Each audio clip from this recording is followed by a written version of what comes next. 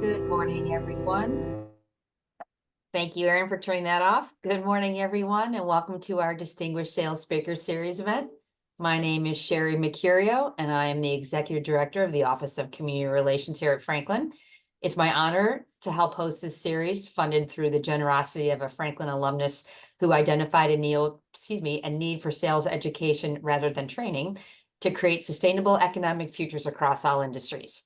Through his generosity, we bring you this free series and our MS in Professional Sales Leadership Program, which is a 14-month, 100% online program to help you build your business acumen and use technology to inform decision-making. Designed in collaboration with nationally recognized sales experts, the program unites psychology, business analytics, and emotional intelligence to inform sales leadership and strategy. To help us host today's workshop event, I'm excited to welcome back Jeff Bloomfield. For those of you who attended our first session a few months ago, you know that Jeff brings a great presentation. He uses his former sales and marketing executive, farm boy, and cancer survivor for his inspiring style and compelling life story to share how to communicate with more purpose, power, and impact. Jeff uses the science behind the biology of change resistance to tap into authentic communication superpowers to be a more influential communicator in any setting, be it personal or professional. After being the first person in his blue-collar family to graduate from college, Jeff spent his corporate career in biotechnology, where he led several product launches for genetic cancer therapies, one of which was for brain cancer. Here, it was that Jeff discovered the power of neuroscience and the fact that no one he knew in corporate America understood how the brain worked. This realization put into motion his new mission to teach others what he learned about the brain and how to apply that information as professional communicators, particularly in leadership, sales, and marketing. Jeff now spends his time speaking to organizations and conferences on the secrets of the buying brain and how to build and deliver compelling messages that create instant trust, clear contrast, and an urgency to change. His approach must work because his recent book, Neuroselling, vaulted to best-selling status in the first week it was released. Before I hand over the virtual microphone to Jeff, I want to share a housekeeping item. If you have a question, please add it to the chat along the way so you don't lose track of those, and we'll address them at varying intervals during the presentation. At the conclusion of today's presentation, Jeff will share a special treat for those who are in attendance today. And lastly, for those of you who are attending, you'll receive a survey at the end of the presentation. If you can take a quick minute to fill those out, I'd appreciate it. Your feedback helps us to plan and ensure that we're meeting your expectation when we present these workshops. So with that, I ask you to please help me in welcoming Jeff Bloomfield. Hi, thanks, Sherry. And thanks to her and to Erin for inviting me back in. It's an honor to be with you all. Looks like we got a full house again today. And those who maybe were around for the last series know we focused a lot of our training and our teaching on that external customer conversation and a lot of the science behind how people think and how they buy and how they process information. So this time we're going to actually turn it inward, and we're going to talk a lot about the same or similar science, but we're going to put it through the lens of the coaching conversation. So for those who are on the call today and you think about whether you're in a sales management role, sales leadership role, whether you're an accounting manager, whether you're an HR manager, it doesn't matter. If you're responsible, by the way, whether you're a parent, if you're responsible for trying to help coach someone for higher performance in their life, whatever that looks like, that's what today's going to be about.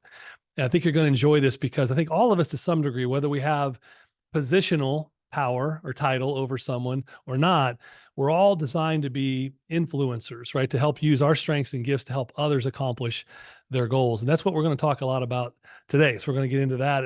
And as Sherry mentioned at the end, I'm going to give you a really cool tool that I think will help you tremendously on your continued leadership journey. Whether you're leading a team of 1,000 today or leading one, which is yourself, I think it'll help you a lot. So let me see if I can make the technology work today. We're going to jump right in and put our track shoes on and see if we can get this thing rolling. Okay. Now, as Sherry mentioned, because it's virtual, I'm going to ask you to put questions that you have as we go, and I'll pause every so often and we'll cover some of those questions. Just put them in the chat and we'll track those and answer those. Unless they're dumb questions, then I just probably will ignore them. I'm kidding. Maybe not. We'll see. So somebody give me a thumbs up that they can actually see the screen in the slide. This beautiful blue brain. Give me a thumbs up in the chat that you can see it. There we go. Okay, that's even better. Love it. All right, here's what we're going to do. We're going to start with a bit of a test. I want you to look and focus on the screen, and I'm going to put up a maze, and I want you to solve it with nothing but your eyes, going from start to finish, and then put in the chat thumbs up as soon as you solve it.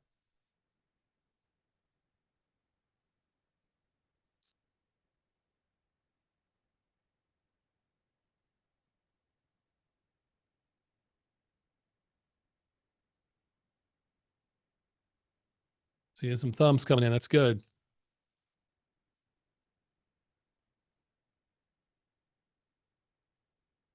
All right. Good, good. Good. Now, for those who've already solved it or are continuing to solve it right now, how many of you, this was your path? Give me the thumbs up again if that was your path.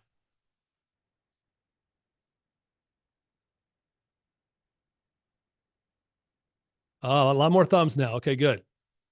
Now I'm curious, and you could put up any other emoji in the chat that you want besides a thumbs up, something creative. If you had a different path than that, somebody solve it a different way. You can't use a thumbs up for this one or it won't count. So give me any other emoji that shows that you solved it a different way. And if I don't see one of those, I'm going to assume you didn't. So did anybody by chance? Oh, you solved it two ways. Okay, Dr. Lucy, I see you. Do people go outside? Oh, you mean like that, Nate? All right, good. So I bet you Dr. Lucy also had, and Rachel, I see some stuff coming in there. Okay, some of you might have went around the outside. Did anybody think to go this way? Now, you might think, well, this guy, what is this guy doing? We got 2 hours with this guy. What's this going to be like? I want you just to pause for a second and think about habitually how your brain is processed and conditioned to think in given environments. So I gave you a maze and said, solve it with nothing but your eyes going from start to finish, and then let me know when you've got it. And didn't know if that was against the rules. Brian, that's perfect. See, our brains are conditioned to follow the rules, aren't they? It's conditioned to be able to stay inside the box. I didn't give you any rules. I just said, solve it from start to finish with your eyes. But our brain is wired to follow that box. It's wired to follow that experiential thinking. And I think if those who were with me last year, I shared this story with you, but I want to share it again because it'll really set us off where we're going as coaches today. Back in the late 1960s, Dr. George Land was hired by NASA to figure out why some astronauts were really amazing problem solvers and others were just average. And so Dr. Land created the assessment. It was tremendously successful, so successful that NASA asked Dr. Land to go give it to children in the population. And he wanted to see if they had any difference, if they could identify maybe our best future astronauts. So he gave it to the children, 1,600 4 and 5-year-old children. And I want you to, and those who knew this from the last time that I spoke, I don't want you to cheat, but if you remember it, you can answer. For those, maybe this is their first time being exposed to me. What percentage of those 1,600 4 and 5-year-olds do you think scored at the very top of that astronaut assessment? Go ahead and put it in the chat. What do you think? What percentage scored at the top of the astronaut creative problem solving assessment? I've got an 80. I've got a 100. Boy, I've got a 0. Okay, we got both ends of the spectrum. So some of you really do believe the children are the future. As it turns out, you guys are pretty close. You're right tracking along. 98% of those 1,600 4 and 5-year-olds scored at the top of the assessment. So they decided to follow these kids and test them every 5 years and see if anything changed. And lo and behold, 5 years later, so roughly 9 and 10 years old, only 30% scored. 5 more years, 14 and 15 roughly, it went down to 12. And by the time they were adults, believe it or not, only 2% still scored at the top of the assessment. And I think what you all experienced with just simple exercise with the maze really dovetailed nicely off of this research that showed the difference between how we're conditioned as humans to be convergent thinkers versus the way we're naturally biologically wired to be divergent thinkers. And if you think back to when you were a kid, boy, anything's possible, right? You know, it's why you have a towel strapped to your back and you're flying around as a superhero, or Depending on where you were, anything was possible. You could solve anything. And then what Dr. Land found. I won't ask you the question because you'll probably get it right anyway. What Dr. Land found was our root cause of this trend was our educational system. And this is pretty important. I mean, we're here talking on representing Franklin University, who does a great job of thinking outside the box and using divergent teaching techniques inside their university to attract people. Just the fact that they have the sales degree right now is a very divergent way to think about equipping the next generation of folks for the workforce. But that's not how we're trained, right? From the time we're in kindergarten until we graduate college, typically we're trained to be in the box convergent thinkers. Memorization, regurgitation, pass the test, check the box, move on to the next grade. And then at the end, we can't figure out why as adults we're all idiots. Not idiots, but we've certainly lost a lot of our divergent thinking. Good news is Dr. Land found that we don't lose it, it just gets suppressed. So what we want to do is we want to think about how do we reinvigorate that divergent thinking as leaders and as coaches. So I ask groups a lot when we teach on leadership, what is your definition of leadership? Because there's a lot of terms out there today that have almost become cliched. And leadership, I quite frankly believe, is one of them. And a lot of people have a lot of different definitions of what leadership is. You might have a definition, the company you work for might have a definition. One of the definitions that we like to follow here at Brain Trust was by Kouzes and Posner, which is leadership is really your capacity to mobilize others to get extraordinary things done. It's a real simple definition of leadership. So if you think of yourself, and all of us are leaders, even if we only have an individual contributor role in our company, we're all responsible for some degree of leadership. And that really is how good are we at helping mobilize others to get extraordinary things done? How good are we at doing that in the workplace? How good are we doing it at home? How good are we at these things at home? Because it requires a lot of that. Many of you know that, right? So we're going to jump off that with that thought in mind of leadership. And this one I'm going to ask you to put into chat. What do you think the number one determining success factor is then of any leader? What do you think? Throw your ideas out there. Again, I won't criticize any really bad ones. I'll just ignore them. Critical thinking, good. Emotional intelligence, very good. We'll talk about that a little bit later. Relating to team, patience, ability to handle criticism, people skills. All right, I see 3 answers in there that are right on the money. All those are good answers, by the way, and they're all right answers. But the primary number one determining success factor is communication. It really is, because think about all the other things you guys talked about, even motivating others, right? You can't do any of these things if you are not a great, effective communicator as a leader. And we believe, and I believe, that coaching is the language of leadership. See, not every great leader is a coach, but they should be. But most great coaches are pretty good leaders because your focus is on motivating others to get extraordinary things done as part of leadership, right?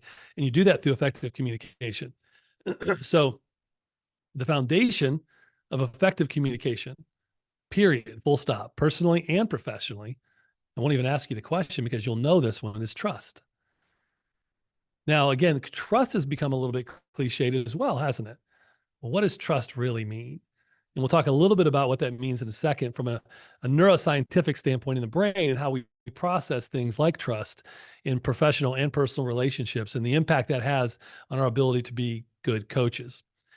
So I want to tackle one other really important definition, because this is really, I think if you look at those of you who are working companies that have participated in Gallup's Q12 over the years, they do an employee engagement survey, which is roughly 3 million participants across the hundreds plus thousands of companies.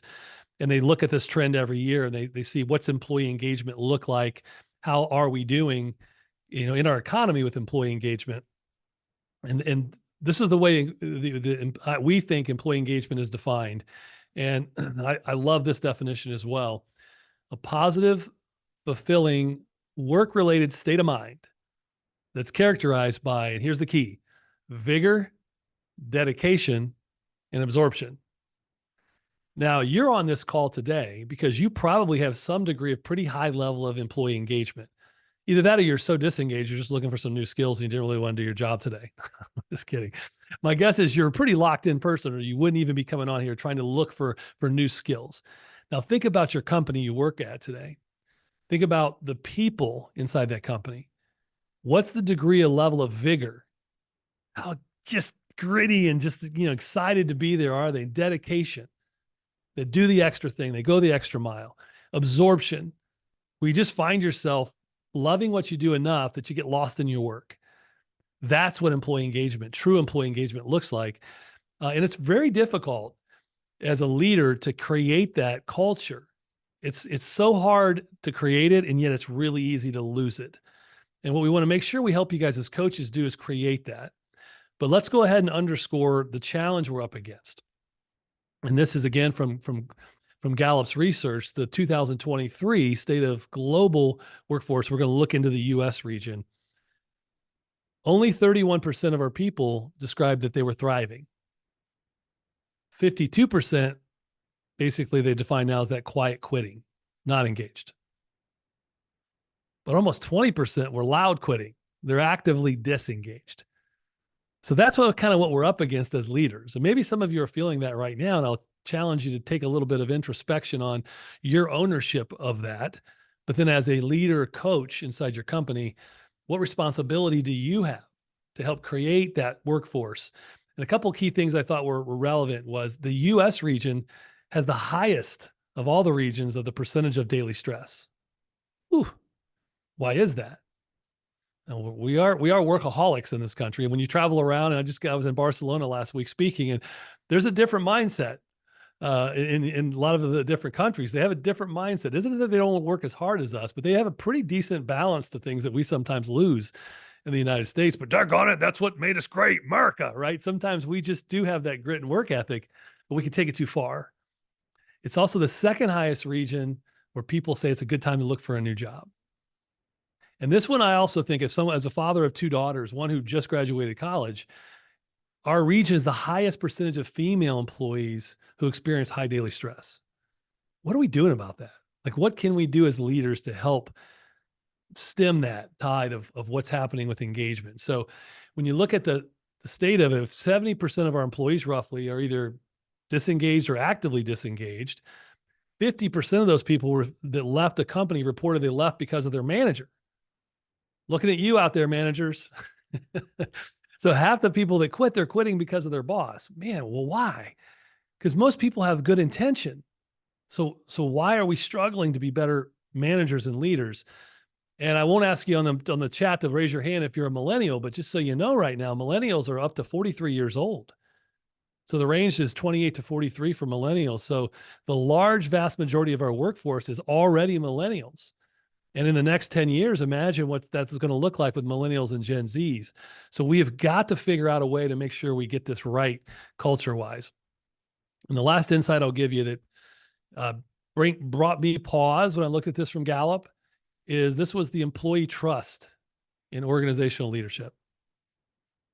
Almost 80% said they don't have a strong trust in their leaders. I don't believe it's because most of the leaders aren't trustworthy, by the way. I believe they just had a difficult time communicating and creating a culture where that was known and easy to understand and you could feel it. So what is our role here as managers, as leaders? This is the world most of us live in every day, right? It's confusion, it's chaos. And that breeds misunderstanding, frustration, which leads to disengagement, which also ends in inaction. So we got a lot of people swirling, stuck. And when there's confusion and chaos, there's going to be misunderstanding, there's going to be frustration, there's going to be disengagement and inaction. Well, what do we just say the number one determining success factor is of every leader? Communication.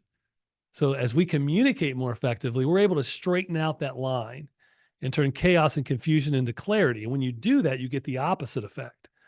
You get from misunderstanding, understanding. You get from frustration, satisfaction. From disengagement, engagement, which leads to action, which elevates everybody inside the organization. And I'm going to give you some tools on this and get you thinking about your style and your approach as a coach and as a manager and as a leader. But this is such a powerful slide. I think about this slide all the time. Everything. One of my favorite quotes by Einstein is, if you can't explain something simply, you don't understand it well enough. And so as leaders and managers, our job is to take the complex and make it simple, communicate with clarity, with a lot of context so our people get it. And when they get it, they're going to buy in. And that leads us to this idea of, well, what's causing you to communicate the way you are today? Well, this is from the Brain Project. This is the brain mapping, the neural network. You have a set of neural networks inside your brain right now that have determined how you show up every day in the way that you communicate. Your brain has created these neurons that fired together, wired together, created neural pathways in your brain through habit. And your habits are pretty entrenched. And it's hard to break a bad communication habit. You actually have to learn a new habit over top of it. You can't just delete that neuron. You can't delete that neural pathway. You got to create a new one that's a little deeper. See, some of us have these shallow neural pathways, and this is obviously metaphorical, and they can get erased pretty quickly by the glial cell sweep ups. But when you get really, really good, you got these deep neural pathways of habit, of behavior. My question is are your habits that are entrenched over on the side here on the right on my screen, are those good communication habits? Or are they reactive, negative, emotional, self-preservation oriented? Like, what are they like? Because under pressure, under stress, that's how we're going to tend to show up. And do we have the type of emotional control as leaders to know how to communicate in that environment consistently? So, big idea number one is most of us, if you think about where we're at in the state of the business today, the state of the culture, state of the economy, most of us that are leaders and managers inside these companies, we have a tendency to rely on our subconscious intuitive communication styles that are rooted in our background, our habits, our experiences. But if we want to create a better culture of engagement, we got to be able to turn confusion into clarity. So Paul's there. Is there any questions? I don't see any questions popping in yet. So if you have them, just keep putting them in the chat and we'll check as we go along. Otherwise, I'm going to keep on trucking, get you as much content as I can in the short amount of time that we have. Paul said this back in 57 AD. What he was telling the Romans at the time was, hey, you made it pretty far where you are, Rome. You guys are obviously the behemoth, but you can't get to where you're trying to go by thinking about what you've always thought about. Don't be conformed to the patterns in the world that you've had. Be transformed by the renewing of your mind. And talking to that group of people of, hey, we got to think a little differently, a little divergently. So for us at Brain Trust, and we've done a lot of applied neuroscience research on communication effectiveness and behavioral psychology around that. And what I keep going back to over and over again is people learn to communicate at a very young age. They just don't recognize it. And who was that person or those people early in your life, in the first stages of your birth to say 18 to 20 years old, that really informed and influenced your values and the style and approach that you show up with every day as a leader? For me, it was this guy, Papaw. My Papaw, Willie Bloomfield, my grandfather from Kentucky. And now those of you who are in the Ohio area, I grew up on a family farm in Mansfield, Ohio, just north of the Shawshank prison. And that's where I learned how to do pretty much everything I know in life from this guy, Papaw. Taught me how to drive when I was 5, standing between his knees on our old green John Deere tractor. And Papaw had an 8th grade education, was dirt poor growing up, World War II medic. So lots of life experiences, but he was probably the wisest man that I ever knew. And he was an amazing communicator because he was very thoughtful. He was precise. He was a good storyteller. He believed problem solvers rule the world, and he would ask you great questions, not give you great answers. Let me pause on that one for a second, because I didn't realize I learned that from him until years later, because I was always brought up to where I wanted to be credible as a leader. So I'm going to give you the answer and show you that I know how to help you. See, Papaw was very good. He was inquisitive. He would ask you questions until you arrived at the suitable solution. The other thing he taught me was what we call today in our house, the platinum rule. Treat other people better than they expected to be treated. Not only will it benefit them, it's probably going to come around to benefit you.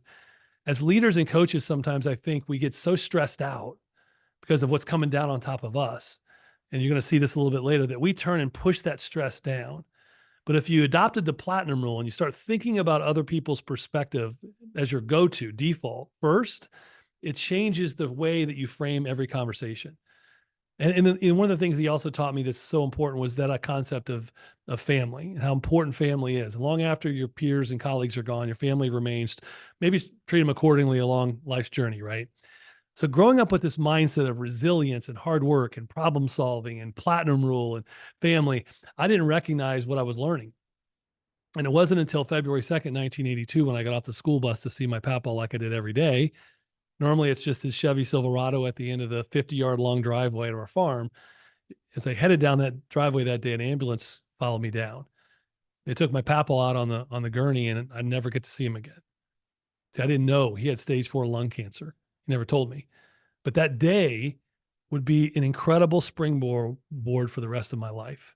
He wanted me to be the first person in our family to go to college. I'll fast forward because you don't really care about this, but what you might care about is it launched me into a college education, which launched me into biotech, which launched me into lots of different roles inside of a big biotech company, including a lot of leadership roles where I was doing a lot of things intuitively well, but I didn't know why they worked. I wasn't doing much intentionally right. So I wasn't very consistently good all the time as a leader, as a coach. And it wasn't until they asked me to build a team to help launch a drug for brain cancer that I started really studying the applied neuroscience research, not academic neuroscience research, not medical neuroscience research, but applied communication neuroscience research that I started to recognize as leaders. We can map now with functional MRI and EEG and PET scans. We can map in real time how the brain's processing information and what type of information is processing. And once we know that, we can start to direct our communication in a more effective way. And that's really my life's work for the past 13 years at Brain Trust. One of our PhD on staff here, Dr. Dan Doherty, did his work up at Case Western Reserve under the emotional intelligence guys, Richard Boyatzis and Daniel Goleman. So a lot of our coaching research has been born out of that work. And we really have a passion for helping you communicate more effectively as a coach. What we're up against is this, our safety boxes, right? We're stuck in sometimes in those convergent safety boxes because our own anxiety and fear. And it's real, it's palpable, but it's subconscious. So part of my hope today is that I get you guys to bring a lot of things that maybe are happening unconsciously, subconsciously into the forefront of your conscious mind so you can start to adapt the way that you approach, because our job is to think about change as leaders and how we lead change in ourselves, but also the impact that change has on others and how we can help them change. But we're up against these barriers psychologically, physiologically, biologically. The first barrier to change is whenever we're being faced with a change, we feel anxious, can't help it. Subconsciously, our amygdala is triggering, we're feeling a little bit of fight or flight, we feel anxious because there's a perception of elevated risk. So I want you to pause for just a second. And I want you to think about, what is it that you're trying to do differently for yourself right now? And then what is it that you're trying to lead others to do differently inside the organization? Could be better sales results. It could be some other project, something, right? Anything, anytime where you're trying to have another human do something different, these barriers are going to pop up. And as a coach, you have to be willing to recognize it, see it in a moment. See, the second one is, if I ask you to do something different, self-preservation is going to activate because you're going to feel isolated. Like right now, if I randomly pick someone off the screen and ask you to come off mute and tell me your story, you're going to have, even though you're in the safety of your own desk or wherever you are, you're going to have lots of neurochemistry firing. Your amygdala is going to be on fire. You're going to go through stress. You may end up be able to do it. You otherwise might just stay on mute and say, I'm just going to pretend like I didn't hear him. This is what happens. We get isolated, even in the midst of people where we feel safe. The third thing, rather, when we feel like we're having to change, is I'm going to have to give something up. So when we could have an entire session on performance management and the fact that there's been enough studies to show that performance reviews don't really help. Hear me say that again. Performance reviews inside of companies don't actually really help. The only time they really help is when you're trying to move someone out of the organization, because they don't really help develop people. It's a scorecard transactionally that causes people too much stress. They don't really do anything different about it. Great iterative coaching conversations they're documented with shared vision, those are tremendously helpful. But if you come to me and say, hey, let me give you an example. Rebecca, you're my manager. And you say, hey, Jeff, can I meet with you? I want to give you a little bit of feedback. Do you think I'm going to receive that? Oh my gosh, I can't wait. I can't wait. I've been waiting for Rebecca to give me feedback. No, our brain's going to immediately go anxiety, isolation. What am I going to have to give up? What am I going to lose? Because she's certainly not going to come tell me how great I am. Then we have that conversation, and Rebecca lists off the 5 things that I need to do differently, better. And my brain goes into shutdown mode, total shutdown mode, because we can only take so much change at one time. That's another hiccup that a lot of managers have, is we try to give too much feedback too often. You know why? Because we don't have regular iterative conversations with our teams. We have these bolus ones that happen once a month or once every 2 months. So we give them the kitchen sink, and then they can't change. And the last one is, well, what happens then? I'm not picking on you, Rebecca, but I'm just using you as an example. So Rebecca comes in, we have that performance management conversation. She tells me the 5 things she'd like to see me do better, tells me what it's supposed to look like and what I'm supposed to do with it. And I'm overwhelmed. I'm all kinds of self-preservation. She leaves and I go back to my role. What am I going to do? Probably the same thing I was doing before we had the conversation. Because when the pressure changes off, we revert back. Because status quo in our brain is safer. So we're going to show you the tips on how to do this and how to get some of this stuff accomplished in a more effective way. But this is really what we're up against. We're up against status quo, right? We're up against that in our own mind, and we're up against that in the mind of our people because status quo is safe. If I don't do anything different, I don't have to risk anything. If I don't have to risk anything, then I can't lose anything. And we miss out on a huge opportunity to be effective coaches. Nate's asking if we have links, resources to the conversations you're talking about. Ping us afterwards, Nate, and we can get you some stuff on that. And this will be recorded as well. Dr. Henry Cloud said, we change when the pain of staying the same exceeds the pain of change. And we know this in our personal lives. But managers who talk too much about the pain of why there's pain and you staying the same, they actually trigger more of the fear of pain of change. So we have to work around that. And the idea here in the change activation model for people is, as a great coach, I can bring awareness to a situation, but I can't motivate you. You have to have intrinsic motivation to do something different. That's on the x-axis, the y-axis there, the xy axis of motivation over ability, rather. Then I, as a coach, have to make sure I can make the ability for you to do something different easy. Because even if you become motivated to do something, but what I'm asking you to do is really hard, you're not changing. You can't. So my job as a coach is to help illuminate awareness on where you're trying to go, why you're trying to go there, what it's supposed to look like, let you drive some self-motivation, and then provide the path for you. Give you the tools, the skills, the knowledge, the resources, the coaching to make it easy for you. And when you do, change will succeed.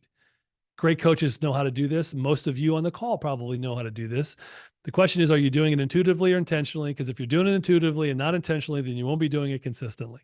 And that's what we really want to get to. If I'm falling below the curve, just so you know, it's because my brain perceives the change as too risky. I was either not motivated enough, or I found that what you're asking me to do is too hard. So my brain was saying, danger, danger, too risky to change, stay in the red. So as coaches, we got to kind of flip that. We got to allow people to self-discover that it's actually riskier for me and my own personal vision if I don't change, because that's when people start to get motivated to where I will do something different. And this is the big question we're going to jump off of here is, how much do I actually trust this manager who's asking me to change? Because if you've constantly been managing me instead of leading and coaching me, I probably don't have a great personal trust in you. So I might be compliant to what you're asking, but I don't really trust you enough to dig into allowing you to help me change. And that's our job as leaders, as managers, is helping people change. All right, you're going to get these right. So I'm not going to ask you to put them in chat. I'm going to fill in the blank for you. People follow leaders in companies I'm sure every one of you just said trust. If you didn't, you probably thought it. They trust leaders they actually like, believe it or not. And they like leaders they connect with. Now think about this for a second. It seems really simple. We trust leaders we like. When we follow leaders we trust leaders we like leaders we connect with. So if you want to drive true, pure trust in your team, you've got to be a little more likable. And to be likable by others, you have to connect with them. And we're going to show you some of that pathway and what that looks like in the brain in a second. Now, on the other side of this coin, we do follow leaders we trust, and we trust leaders we respect. And we respect leaders we find credible. But herein lies the rub. Let's talk about the two different types of trust now. Because how you communicate to your team, how you coach people, will determine how I feel about you from a trust standpoint. Most of us are conditioned to be over here on the right side of the periodic table of trust. I want my team to know I'm knowledgeable, skillful, capable, full of insight. And guess what? They will find you professionally credible, but they still won't connect with you. So when it really comes time for me to push me to change, I'm probably going to still be resistant. Great leaders also know that there's two different types of trust: professional trust and there's personal trust. Credibility on the professional trust side, connection on the personal trust side. So as a coach, if you know how to communicate from a place of authenticity, humility, honesty, with just the right amount of vulnerability as a coach, you just suck people in.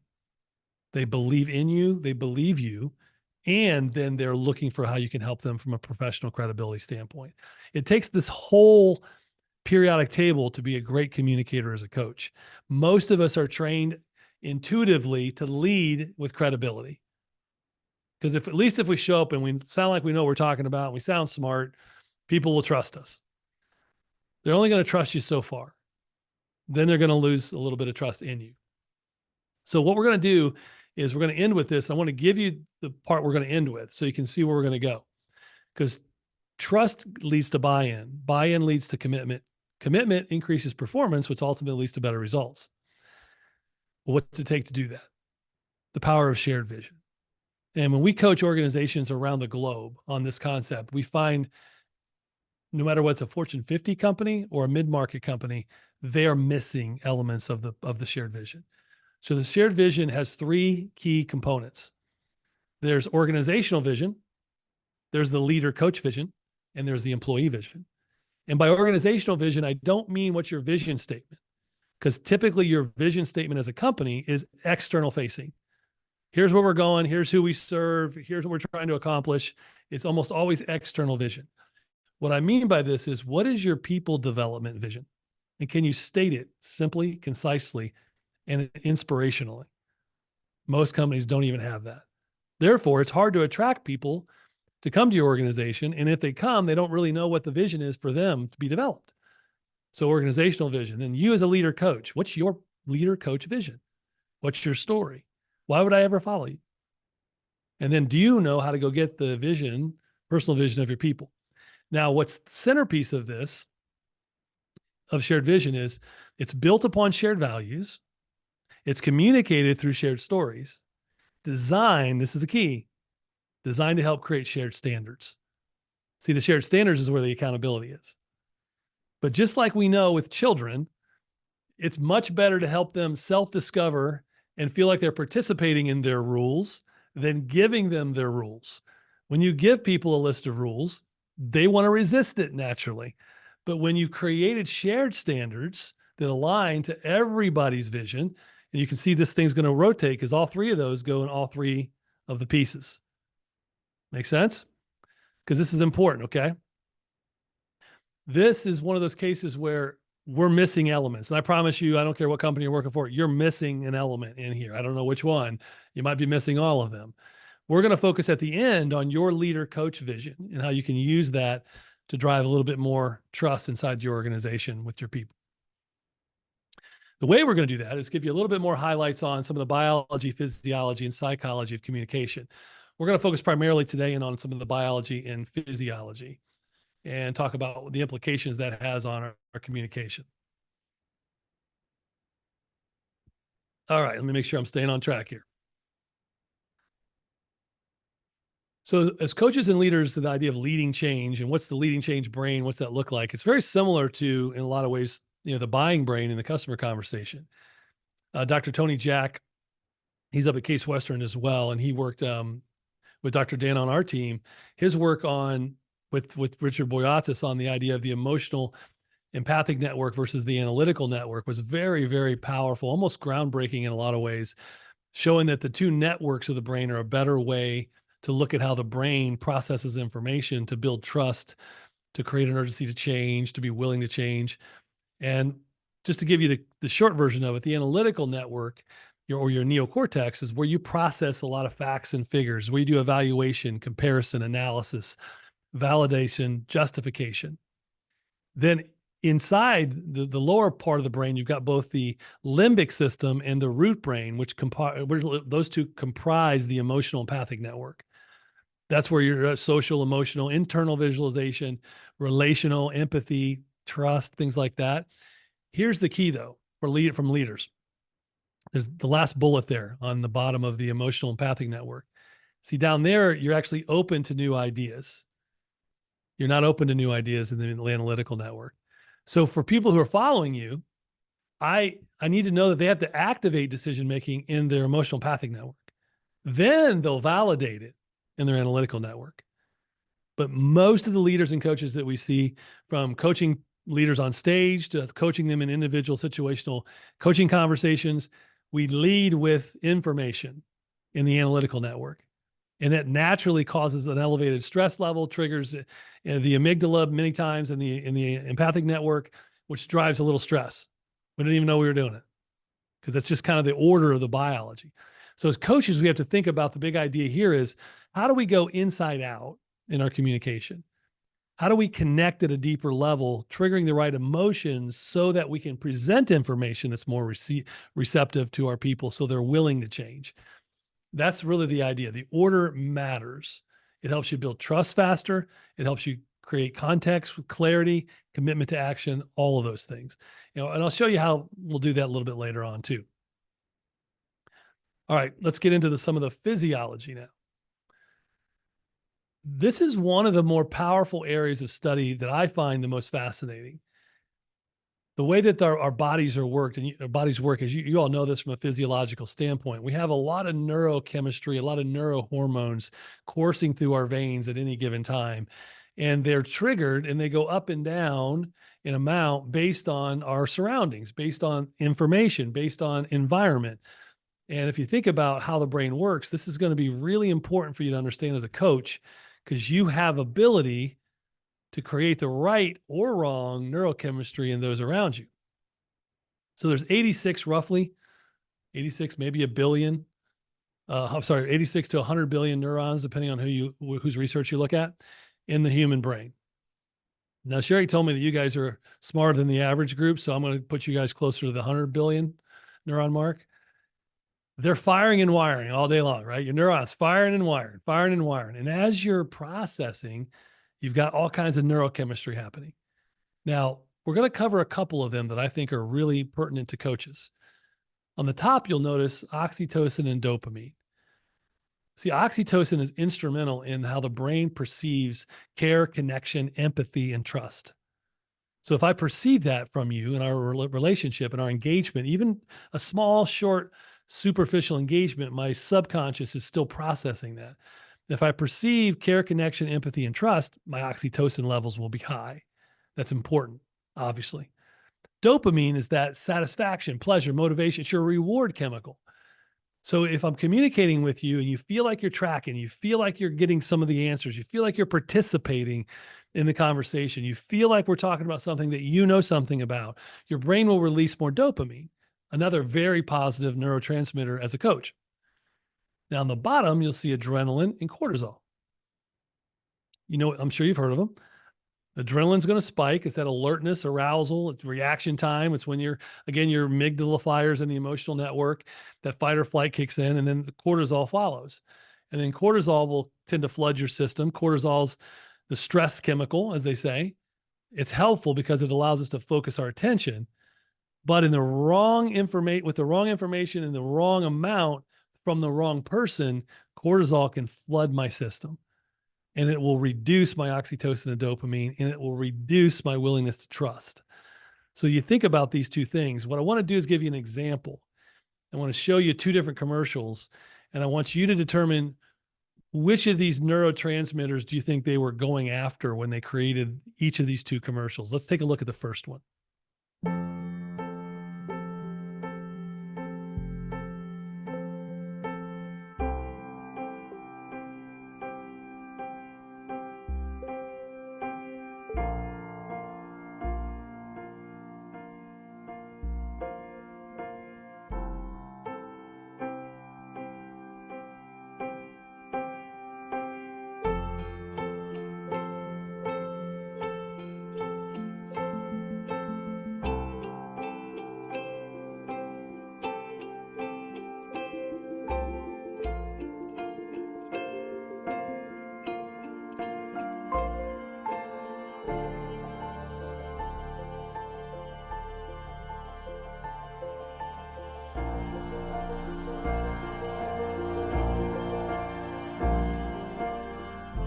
Sometimes the little things last the longest. Give extra, get extra. Okay, so make your note there. Second, I'm going to ask you to put in the chat. We're going to go top or bottom. Top were the oxytocin, dopamine. Bottom was adrenaline and cortisol. Let's watch this commercial. See what you think.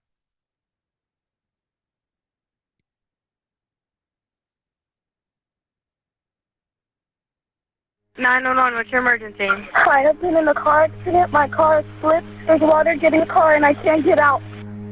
911, what is your emergency? I came out paddleboarding and a hard wind is pushing me out to sea. Okay, do not hang up. 911, what's your emergency? I'm here at the farm. I broke my leg straight down 21 feet. I sure need help quick. Are you by yourself? Yes. Have you tried to get out? Have you tried to bust the window or something? I'm pretty far out in the ocean. I can't get to my cell phone. I'm talking on my Apple Watch. Try to keep talking to me. Okay. I can't fight the wind anymore. It's getting deeper. It's getting to my neck. Please hurry. I'm hurting real bad. You're going to seek help, okay? I see them. They're opening the door. Hold on. Are you in an air pocket? I'm just at the driver's seat. Okay, so your head is above water? Yes, sir.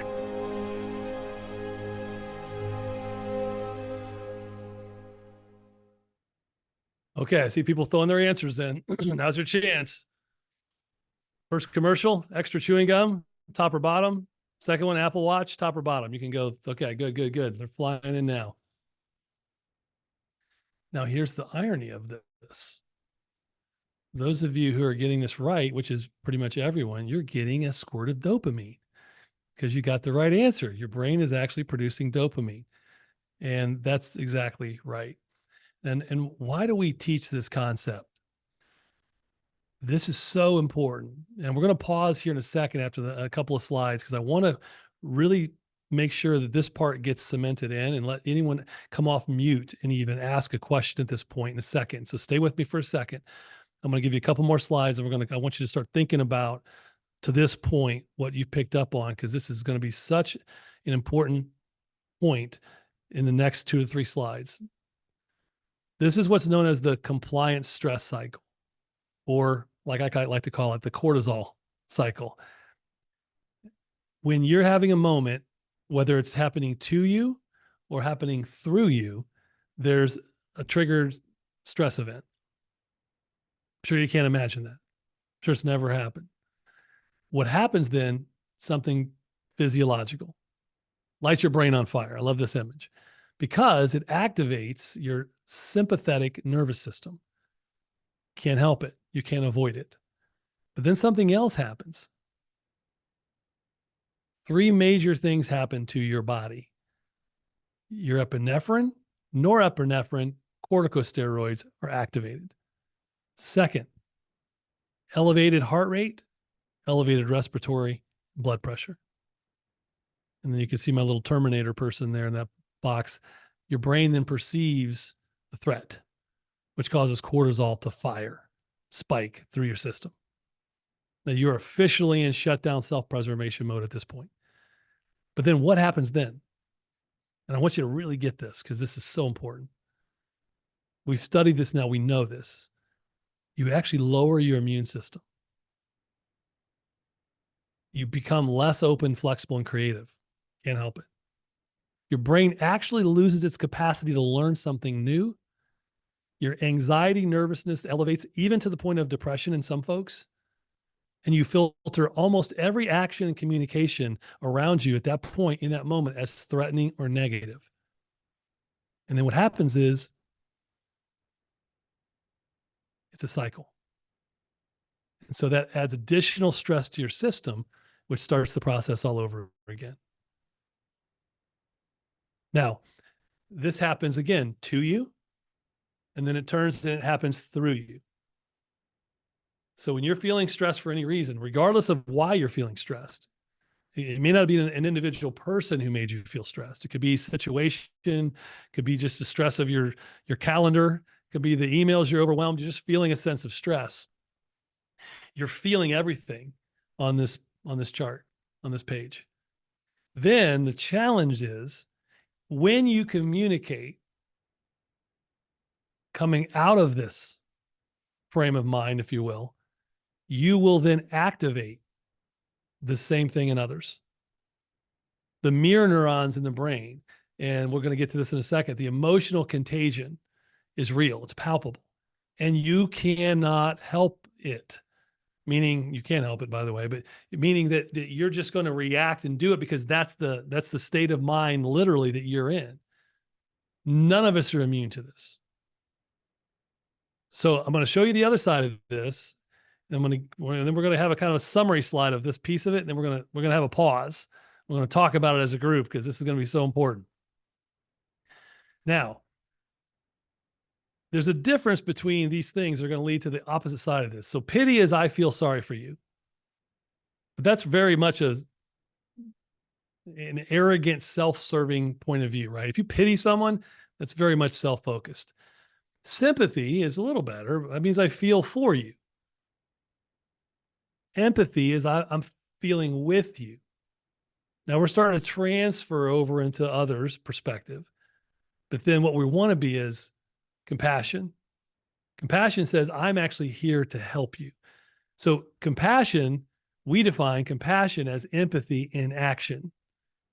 So when you start to think of yourself as a coach who coaches with compassion, it means you're communicating on the behalf of those you're there to serve. You're there to help them. So now let's look at the other cycle, the compassion care cycle, I call it. So what happens in this initial trigger is there's some feeling of care, well-being, empathy, fill in the blank, those kind of descriptors. Then what happens? You see the brain's no longer on fire. The reason the brain's no longer on fire is because you've engaged my limbic system, my parasympathetic nervous system. Now the same three things are happening, but they're very different this time. Now my oxytocin and vasopressin are elevated. Now my heart rate and respiratory and blood pressure are actually decreased. And instead of the Terminator, my perception is there isn't a threat. It's trust. So then my oxytocin and dopamine begin spiking and firing. And what's that result in? We've seen this and tested. It actually elevates the immune system. Your brain becomes more open, more flexible, more creative. Its capacity to learn increases. You have this sudden feeling of hope, optimism, peace even, and excitement. And you start to filter most of the communication around you as positive and supportive. And guess what that does? It's this forward, optimistic, future-facing mindset that then spins into that same cycle. And then everyone around you feels the same thing. So this is that compassion care cycle versus the alternative compliant, cortisol stress cycle. Now, I'm going to show you one more slide next, and then we are going to talk about this. Emotional contagion is very real. And you know it's real. Maybe you didn't know what it was called, but you know it's real. You feel it. You see it. And you have a direct impact on the physiology of those that you lead in the workplace and at home. You have it personally, you have it professionally, and others have it on you. See, that's the hard thing about physiology when it comes to neurochemistry. It's activating at a subconscious level that you cannot control if you're not consciously aware of it. And so when you do what we just showed in both cases, you're going to create some type of culture around you. You're either going to have a culture of compassion or you're going to have a culture of compliance or cortisol. So are you here or are you here? Now, I know some days you try to be on the left in compassion, but you end up on the right. I know it's never a fixed point, but aggregately, in the businesses that you work in the teams that you lead, which of these cultures, obviously we know the one you want, which one do you have? And what are you willing to do about it? So now I'm going to pause for just a second. And anyone who wants to come off mute for a minute and ask a question, this is a great time to do it. I know we were saying everything in chat, but this is such an important part. I'm feeling a little bit of an instinct here on between the analytical and emotional network we talked about, the kind of biological order of information versus the physiological impact that neurochemistry has on us as leaders and coaches in this emotional contagion concept. I'll pause there for just a second. See, does anyone want to come off and be brave enough to come off and ask the question? I promise you, if you have one, someone else has it.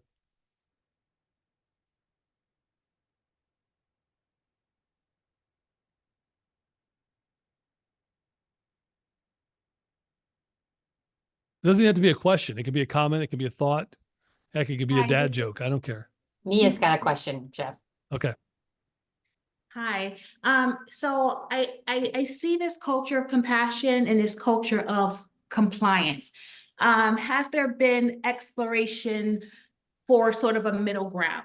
Or, is there some sort of progressive from, in between? Like, is there a middle ground that's been explored that maybe the company is not at one end of these spectrums? Yeah, it's a great question. And I think what we're doing at Brain Trust is we're actually launching this year. You'll see in a little bit later, what we call the coaching climate assessment, where we're able to go and assess an entire climate around a coach. So there's I think what you're asking is there's organizational culture, right? Which we know, and it's hard. You're right. It's hard to test a culture and say it's at a fixed point of compassion versus compliance. But what we have been able to do is define it at a leader level. Now you could say, well, you could take that and extrapolate that out, leaders and leaders and leaders. If everybody has a low culture of culture score, then you probably could say the entire company's culture is more compliance than compassion. But we're just starting to recognize that this is something that can be measured. And I'm going to show you a little bit later on the elements of how that gets measured, so you can maybe think about it through your lens of your company. It's a great question. And I think we're on the forefront of this now, of defining it like we define employee engagement. See, that's been an evolution, hasn't it? For the past 10, 15, 20 years, we've evolved on how we've measured what employee engagement means and what it looks like. And we're really passionate about now, how do we do what you just said? If we got a company on a continuum and say, okay, here's your continuum from left to right, low is you're really over here on compliance, and high is, man, you got a clear culture of compassion with great coaching. How do we measure it? And then how do we help move that needle from one side to the other?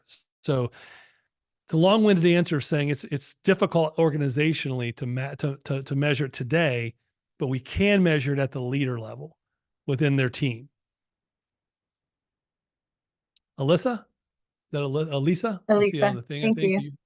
Yeah. I have been in many organizations where, I've been a leader and I would like to lead with this culture of compassion, but my managers, my higher ups want me to lead with a culture of compliance. So how do I balance those competing interests? And how do I get them to understand that maybe I'm a different type of leader than they are? So that's again, a great question. And I think it might be the question, to be honest with you, because I think that many of us have come out of, so I'm part of the greatest generation, Gen X. We're taking the new mantle from that, by the way. I'm kidding for those of you who aren't on Gen X. See, we're kind of, the Gen X is that bridge generation between the boomers and the millennials. It's okay. So sorry about that, gang. If you can't come off mute, I think some of you are able to now. If Aaron, if you want to let him come off mute, that'll be fine for now. To answer your question though, specifically, Elisa, is if you think about everything we just went through on the neuroscience standpoint, if you look at my Strength Finders profile, if you look at my personality index, I'm a driver. Maybe you picked up on that a little bit, right? I'm a type A driver. We call it GSD around here, get bleep done. Like that's me. I was raised by a Marine. Like I just have that. Competition is one of my top 5 Strength Finders. I'm an activator, achiever, futurist, strategic. And if I didn't study this for a living now, I would be your manager.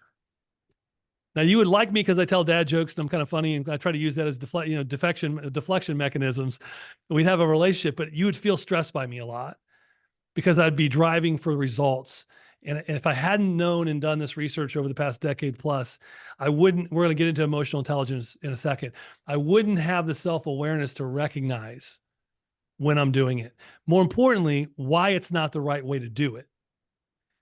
So what I'm getting at is for managers and leaders out there who have a mindset of compliance, they see some of the culture of compassion and they feel like it's fluffy.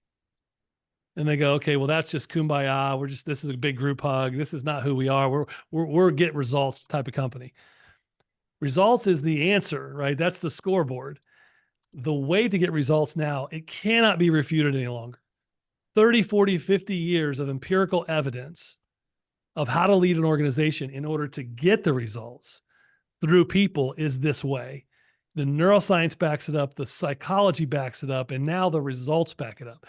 So if you're a leader who leads with compliance, I'll just tell you point blank, it's out of fear. So you're leading out of fear as a leader because you're afraid you're going to get hammered by somebody, the board, leaders that higher up, whatever. So your stress cycle, back to that stress cycle, you're operating out of that all day because that's how you're feeling, and you're turning around and pushing it in, but you don't recognize that it's having actually a negative productivity impact on the culture. And because you've never looked at it, no one's ever taught you any different, you just keep driving, and that stress cycle begets more stress. And then that's how they lead. So it's not a perfect answer on how to fix it, other than they have to be willing to be educated. And what we do when we work with a lot of large organizations that have driver type A leaders, is the first thing we do is we break them down. I make them cry. And I'm not kidding to some degree. I make them do some self-exploration as to why that's their style. Show them the neuroscience, show them the behavioral psychology, show them that where they're trying to go is actually much more efficient if they would tap back into a little bit more of the left side of that periodic table of trust and coach with compassion. And once they start seeing it, they can refute the science if they want, but they can also refute gravity. And say, I taught you gravity. You can still climb up on the roof and flap your arms and try to fly home, but then you're going to be recognizing that's gravity. That's the only way, Elisa. It's the only way, is they have to be presented with the evidence that there's a science and psychology behind effective communication as a leader, and what they're doing is not it. And more importantly, they won't get the results they want if they lead that way. So that's a long-winded answer. I hope it makes a little bit of sense to you. Fantastic questions. This is the question. You guys are asking the right stuff, because I want to make sure people recognize on here that you have a personality style that's very different than clear, effective communication. Just because I have a type A driving, D on the disc profile personality style doesn't mean I can't coach with compassion. It just means that I have to be really self-aware. And just because I might be I'll use the disc profile, I might be an S who doesn't like conflict. So therefore I can't hold people. See, a type A will say, well, an S type leader can't hold people accountable. Not true. We're going to get there again. Remember that middle wheel, shared standards. When there's shared standards through shared values, through shared stories, everybody knows what good looks like. They know what true north is, and there shouldn't be as much emotion involved. We either did it or we didn't do it. We either met the standard or we didn't, but we co-created it. Okay. All right. Let me see if there's anything good in the chat here. Okay, good, Michelle. That's excellent. I think that's a really important. We're going to get into emotional intelligence just for a second in a minute, but this is really, if you get nothing else out of today, I think this moment we're having right now is really, really important. That there is hope, there are tools, and there's a way to do this better. Okay, can you stop your own mirror neurons from picking up stress cycles from others? Yes, you can. Kind of. Jacqueline, that's a great question. Again, I think here's what we've learned is, and we'll show a little bit of this in the emotional intelligence in a second. Most of us reactively respond through mirror neurons on the stress cycle out of our own fear, from our own backgrounds, and our own fill in the blank risk of loss. When people become really, really, really good at living in the space that's comfortable in who they are, and they're comfortable in their own skin, I start to recognize someone else's bad day isn't mine. And when I'm living out of a place of true compassion, I wonder why. Is there something I can do to help them? And suddenly I'm transferring my stress into actual compassion. Now, easier said than done, I know, especially when you got somebody ranting and raving. But one simple, compassionate, driven question to someone going through a moment of stress can completely flip the culture, the climate in that moment. But it takes so much discipline and self-control and comfortability in who you are and who you know you are. So it really comes down to that identity And so if you're comfortable in your own skin, you know who you are and you know the purpose you have, you know why you're on this planet, you know you're here to help others, and you know there's going to be moments in the day when you're going to get stressed, others are going to get stressed, and you start to recognize those moments quickly, you just kind of pause for a second and you start to wonder, what's driving that stress? Is there anything I can do to help? And then you ask that question. Their cortisol goes down. And so does yours. Now, again, some of this stuff sounds easy, right? On a little webinar. When the bullets are flying, it gets really difficult. That's why the habitual, I showed you the habits early. If you don't have those habits wired in to be able to do that as a discipline, you won't do that. And you'll react just like they're communicating. Another great question. All right, any others? I hope this is helping you guys so far, because I don't like to do pie in the sky theory. We don't do that at Brain Trust. We say, hey, here's some scientific research. Here's the theory around it and behind it. Here's exactly how it applies in a coaching conversation. Here's what it looks like. So we can't do all that in an hour and 45 to 2 hours, but I hope you're picking up on some of that. Okay. Good. So far, so good. All right. We'll keep trucking then. Doing good. All right. So this is kind of back to the analytical network versus the emotional empathic network. Most researchers believe today that our IQ is basically kind of fixed. Unfortunately for people like me, kind of stuck with what I've got.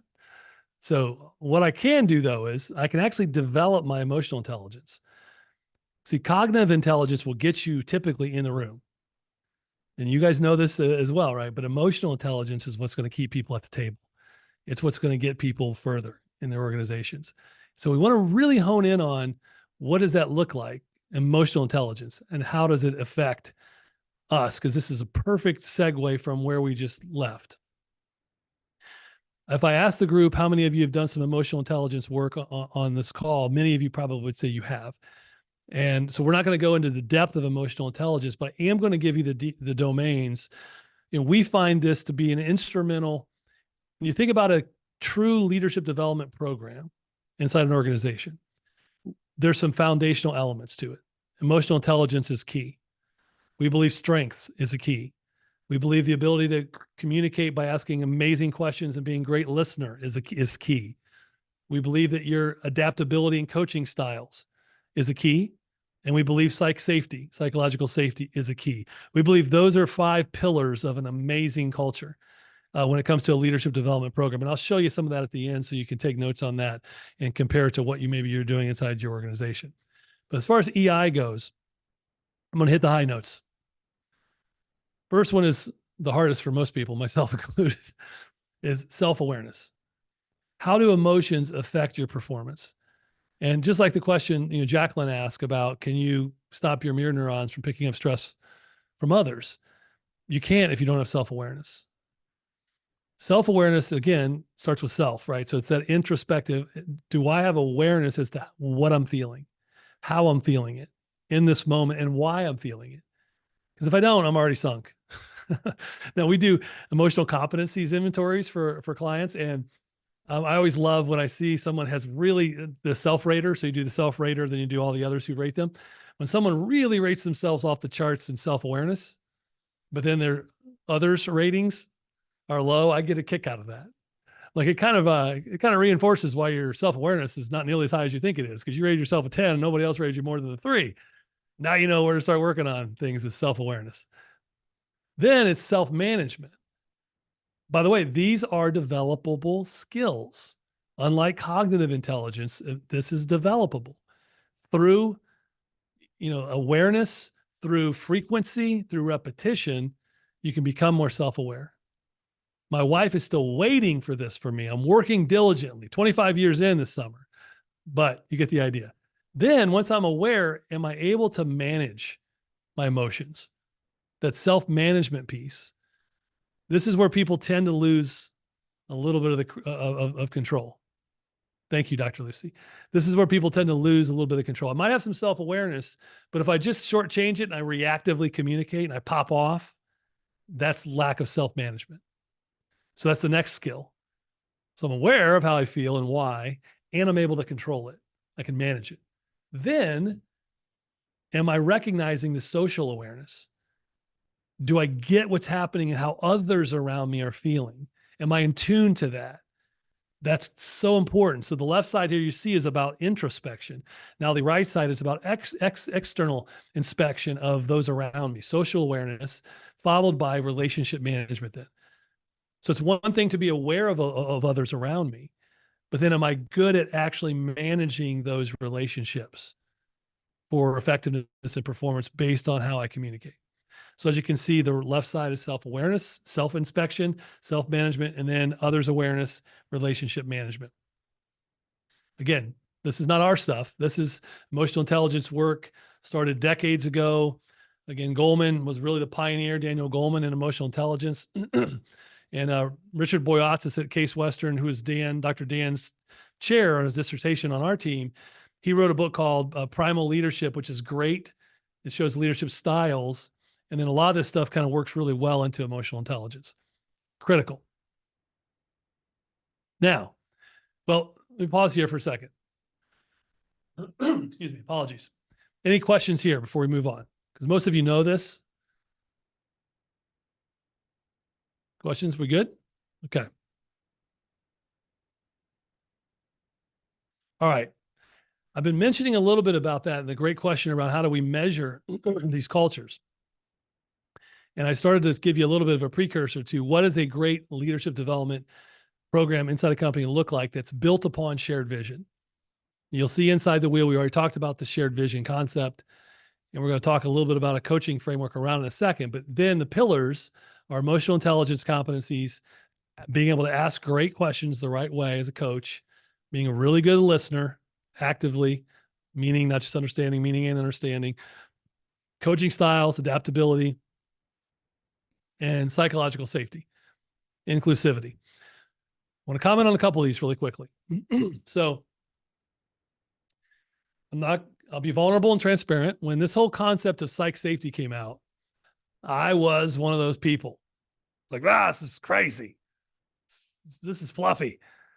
The more we studied it, the more we looked at it, the more I saw the impact of it, the more I realized how unaware I was at just how important that is inside a culture. And I should know better because I know that our instinct as humans is self-preservation. And when we find people like us, we attract them to us because they feel safe. When we see people differently than us, we tend to exclude them because we see them as dangerous, risky. It could be skin color, socioeconomic background, fill in the blank, right? All the things that make someone different than you in any way, your brain will biologically see them as risky. And until you recognize through self-awareness that they're actually not risky at all, they're actually additive to shared vision because now you believe a lot of the same things, but think different thoughts, and you can start to see how different that dynamic of that company can be, that team can be with those changes. Man, now it opens up your aperture completely differently to how you view other people. Now with psychological safety though, here's the key. I might have that awareness now as a coach, but if I don't create an environment where the people that report to me don't feel safe enough to challenge me as a leader, as a manager, I haven't created a good environment. It's not psychologically safe.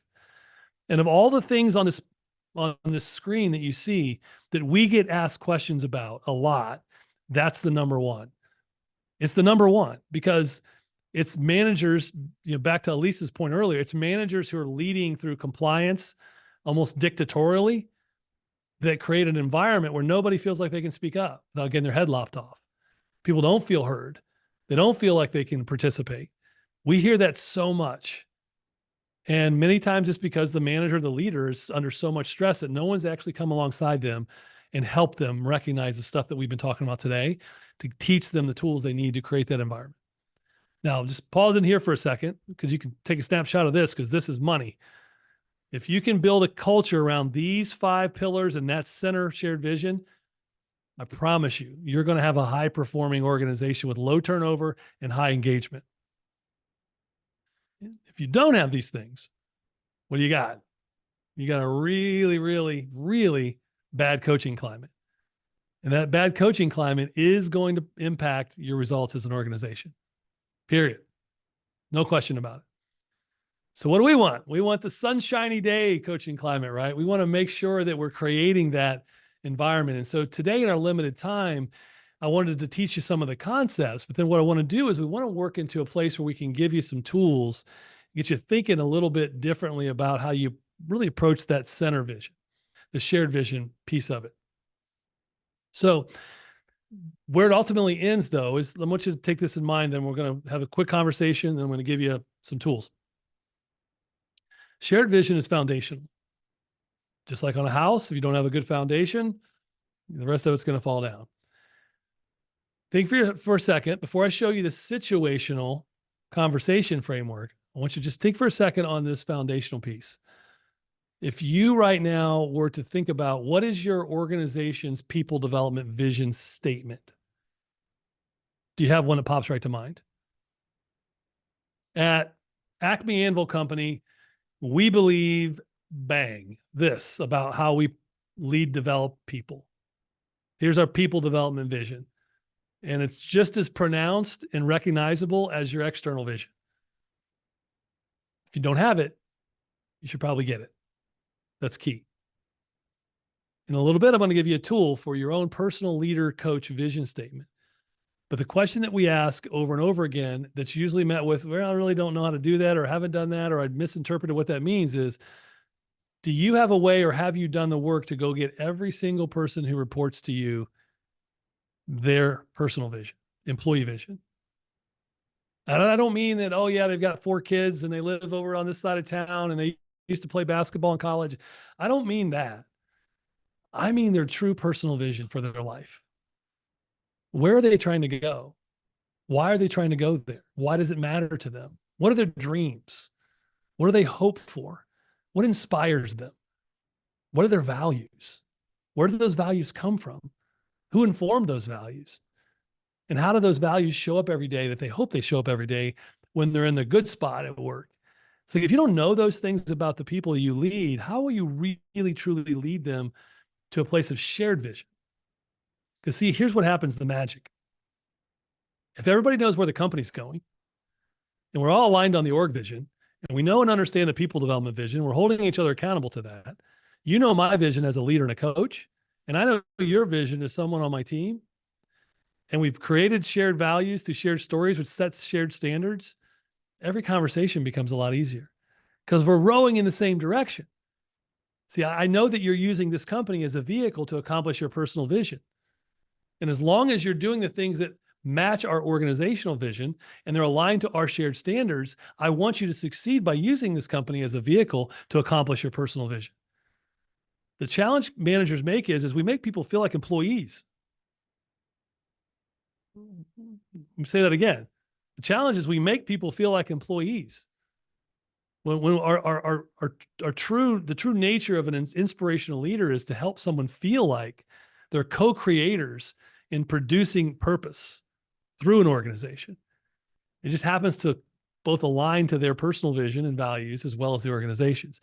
Now, the minute somebody either has misaligned values or they can't take their personal vision and help drive this vehicle of this company to the organizational vision, the minute there's misalignment there, you probably got the wrong seat on the wrong bus. But that's okay, because I know all that now because we've defined it. This is where the company's going. This is our development vision for people. This is where I, as a leader, believe. Here's my story. Here's where I'm going. Here's why I want to help. Here's what I know to be true about your vision. But do you see where it doesn't line up? And they're probably going to go, yeah, this is not where I'm supposed to be. And they'll exit. They'll self-eject. So this is a great way to hold everybody accountable to the same standards. Now, day-to-day, situationally, you got to have a situational framework. And I'm going to give you this framework that we use with NeuroCoaching, and then I'm going to give you the tools to build your leader coach vision. Situational. Think about whether this is I got to go have a critical conversation. I got to have a coaching conversation. I got to have a development conversation. I got to have, how many different conversations do you have as a coach every day? You have lots, right? A lot of different situations.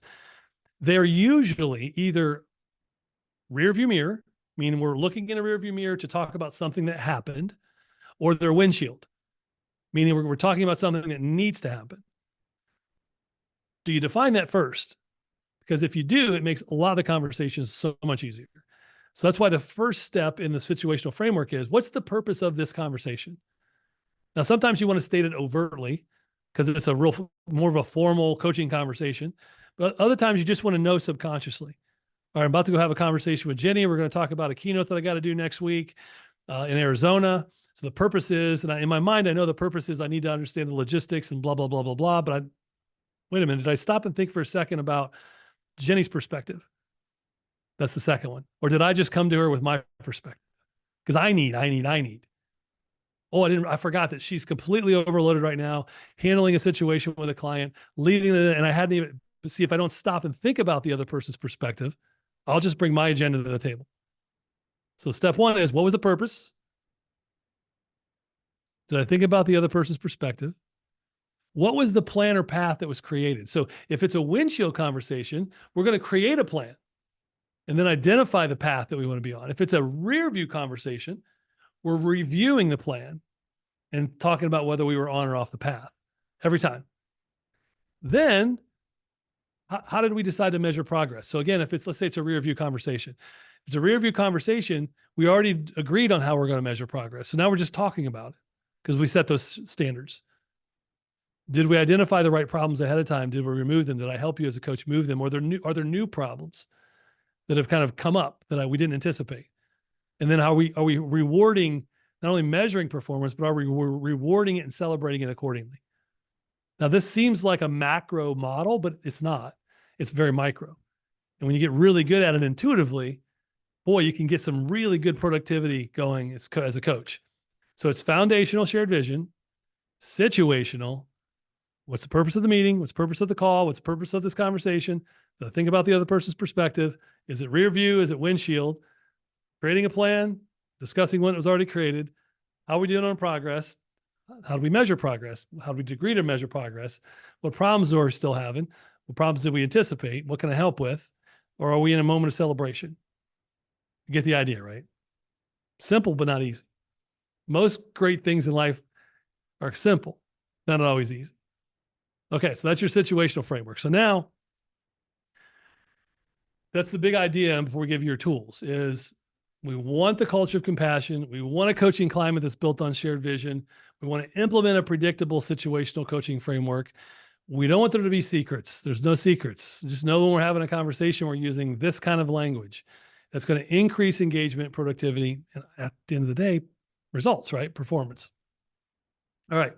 So let's zoom in right there in the middle. Before we go into the tool, we're going to do another quick pause. And Aaron, if you could take anyone off mute that has a question. We're going to go off mute for a second because I know this is a lot of information in a really quick time. So any other questions or comments so far with the content that you've seen? Or have I bludgeoned your analytical network so much that your eyes are bleeding?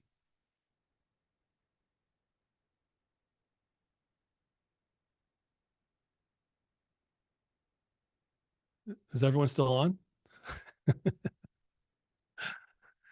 I don't see So far, so anyone with good? questions yet or hands raised. Okay. All right. So good. You mean I'm actually communicating with clarity? Or am I just so confusing that you don't even know what question to ask? I'll tick box B, please. All right. I get really passionate about this because I know how transformational this can be for an organization. And when I say organization, I don't just mean company. I mean families, communities. These concepts can transform how communities and families really operate and function. I mean, look at the world we're living in today. If our world would adopt half of what we talked about today, we wouldn't be near the problems that we're in. And I think that's the human condition that we're in. So that's what we want to do. Now let's go a little deeper into your leader coach vision. Some of you may or may not have done any work on this. This isn't to be confused with a journey line. Some of us have built journey lines in the past where we've been asked to create a timeline of our kind of life's experiences, and they tend to end up being resume dumps.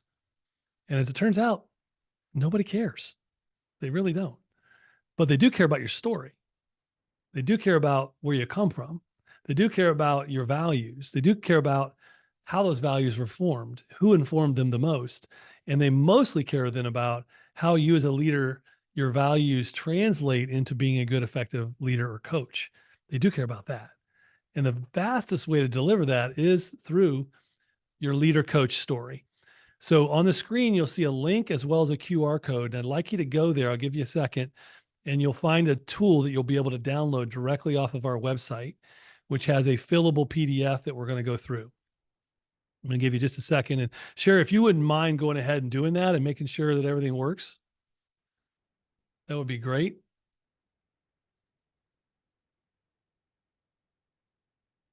And Tiffany asked a good question. So let me answer that one while everybody's downloading their tool. Her question there is, how do you help people engage in these types of conversations when they are low in trust because of prior baggage unrelated to your relationship? So I try to, go ahead. Sorry, Sherry. Sorry, it does work. Okay, perfect. Tiffany, I'm always cautious here because there is a fine line between coaching and counseling. And I mean that and sincerely, right? Some people have so much junk in the brain trunk that they really need counseling. And it's hard sometimes to lead them. So the best thing you can do from a compassion standpoint is get them what they need. And maybe that's inside the resources you have as a company. Maybe it's external, but you help them think about that. But practically speaking, let's just say it's not quite that far. Practically speaking, the best thing you can do is reset the relationship. The best way to reset the relationship is actually through your story. And then asking them more for their story back, not their baggage story, their value story. And when you share yours, what happens is you show them a roadmap. Your vulnerability and authenticity of here's my leader story, here's where I come from, here's why I show up the way I do every day, here's who influenced that journey, and here's why I think it matters. But I don't know that we've ever shared that story before, Tiffany. If you're this person, I'll say, so this is mine, but I would really love to hear yours as well. And I'm going to ask her for that story back. It's a quick way to reset the relationship. And then in that, you're going to get out some of those little nuances of baggage along the way that you're not responsible for, but maybe nobody ever cared to ask. And then you can start to help them see that those bags are really just weighting them down now. As a coach, you can start to coach them around dropping those bags because they're not helping them get where they're trying to go. Again, there's not a simple answer to this one. I don't want to pretend there is, but that's how I would probably start to process that. All right. So here's what your tool is designed to do. It's the first step in shared vision as a leader. Why? You'll notice here you've got a series of values listed. And we say values, beliefs, personal characteristics. Yours might not actually be on there. If you find that yours is not captured on there, then feel free to add in your own. This should be inputtable. You should be able to type right into it if you're able to download it. It doesn't always work on iPhones or Androids on a phone device, but definitely works on others, laptops and I believe iPads. So when we do this in a session where we have more time, we have people start with this list. And we have them winnow it down to their top 15. Then we have them take it down to 5. And then we have them take the 5 there and start to use that.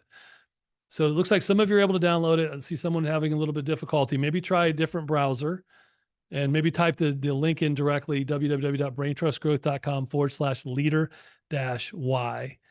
And you should be able to just see the blue button right there on the page and download. So maybe try a different browser or clear your cache. If not, you can just take notes, follow directions as I'm giving them.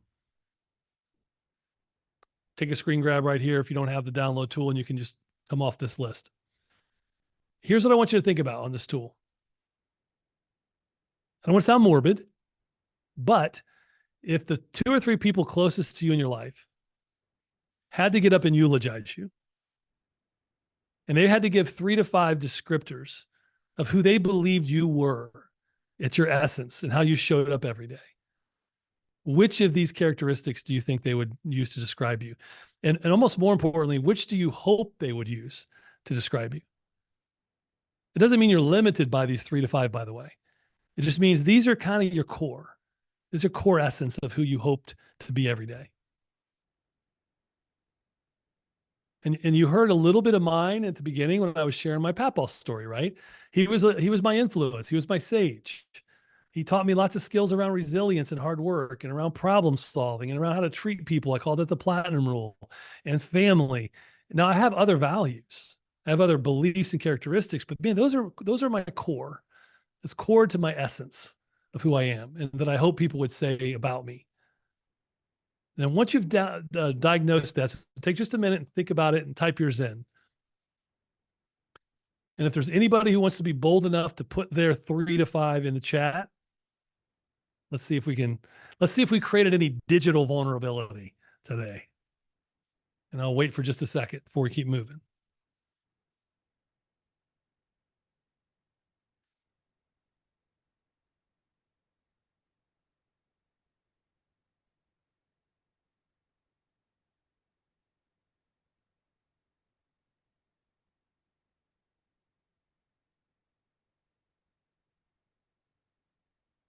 Because we're in workshop mode now, folks. Enough yapping, time to get cracking, they say here. Got to put this stuff to work. Thank you, Dr. Lucy.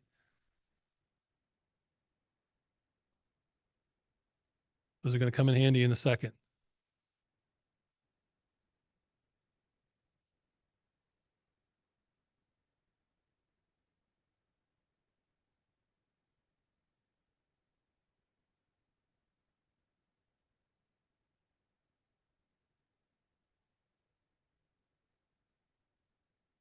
Good.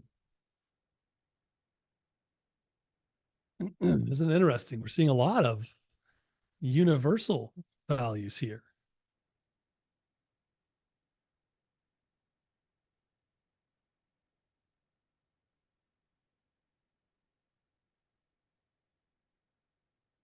Good, good. Thank you guys for putting these in. This is great.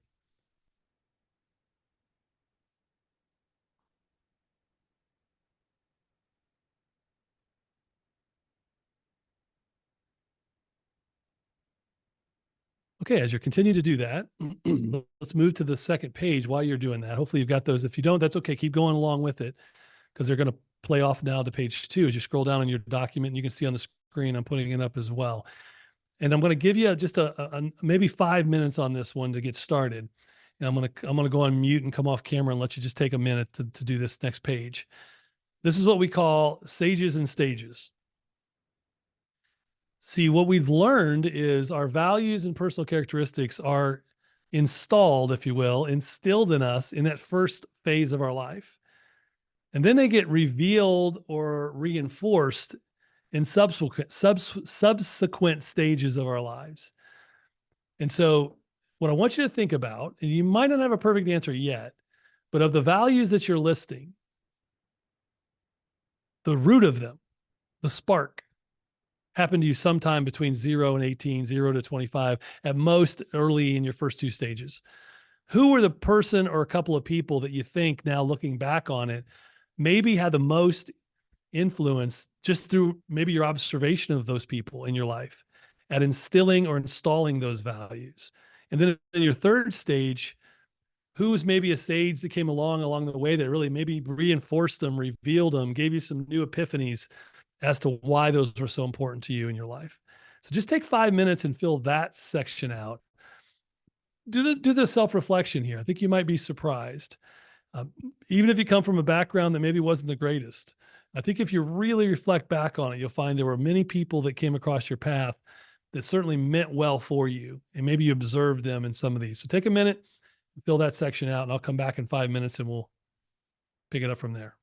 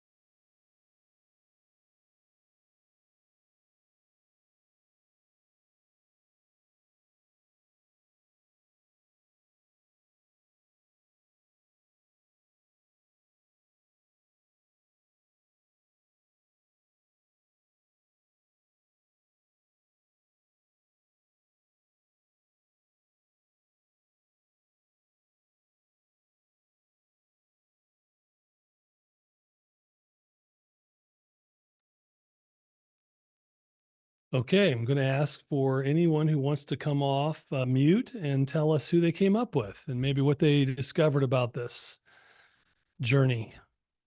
Jeff, I'll jump in if you want me to start the ball Yeah, rolling. please. That's great, Sherry. Thank you. I put as my stage one my grandfather. He was a member of the Greatest Generation and just instilled such incredible ethical and family values in me that just I carry to this day.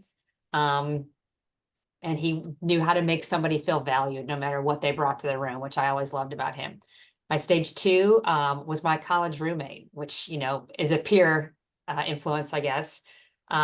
She really taught me how to create balance, you know, not to, I went to Ohio University and really started to make my social far more than my academic. And she really taught me how to create balance and be aware of the moment, yet always focused on the goal. And so I think that was something that I've always taken with me. And then I would say stage three was my husband, because he has an incredible work ethic, but yet balances that with a really firm commitment to faith, family, and financial stability. So each one of those people are not necessarily a professional person that really did this for me, but are all very close to me and really had an impact on how I lead and interact with others.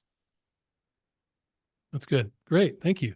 Well, and just to reinforce what you said, our values are very, very seldom are they, you know, that they have an impact from someone professionally. They're always personal because these are personal values that should translate professionally. Right. And I think otherwise you get kind of hung up in the professional status and credibility piece. So if I were to coach this and listen to this for everybody, what I would say, Sherry, with your grandfather, for example, to go one level deeper is think of one or two examples that you can reflect back on that are visual and tangible that you remember watching him do something and thinking to yourself, now that I look back on that, he was really representing that value. I can see in my mind him, you know, doing this. And when you tell me that, it now bypasses my analytical network and activates my emotional network, and it transports me into your story as a leader. So for those listening, that's the next step, right? I'm going to ask for some more examples, but when you go to take it from here's the sage, here's the characteristics and why, then the very next step is take me there. Give me one example. When I'm standing between my papaw's knees on an old green John Deere tractor, learning how to farm, but also it really isn't about farming, is it?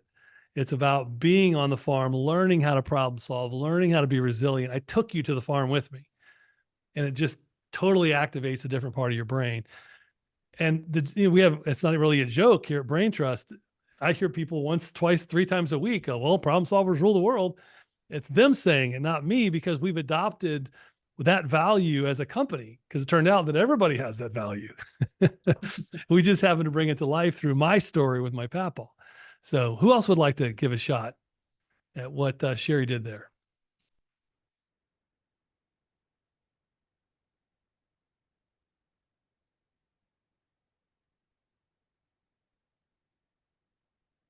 Elisa, I will answer your question in a second, I promise, because I knew that was going to come up.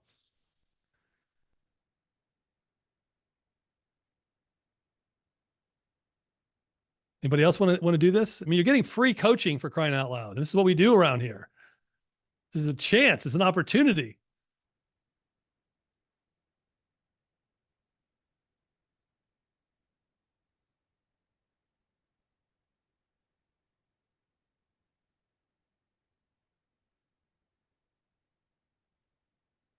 Now, if I could, from a self-awareness standpoint, for you, not for me, I'm clearly aware.